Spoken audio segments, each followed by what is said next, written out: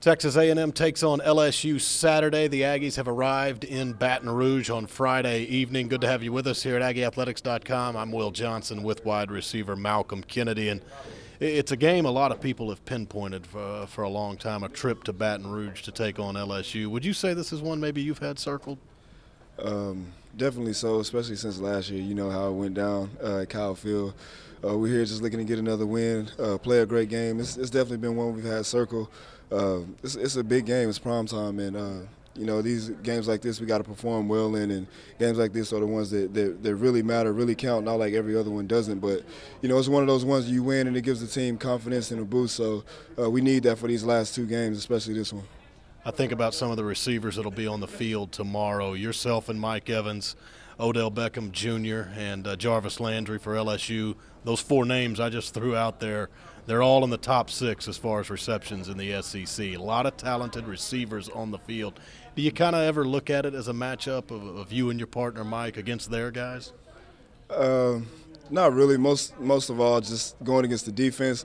But as you look at it, you do want, you know, those big names and the notifications and the accolades, and you know, all of that, you know, goes into account to how great your team is and how well you play together. So it's always a good deal to look at and compare. But you know, we want to go out there and perform the best for our team and just be the main guys to go to. And you know, at the end of the night, hopefully that battle turns out in our hands in our favor.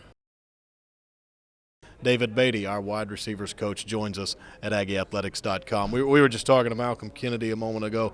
If you think about the receivers that are on the field in this game, that's a terrific bunch. You got Mike Evans and Malcolm Kennedy for your side, Odell Beckham and Jarvis Landry on LSU's side.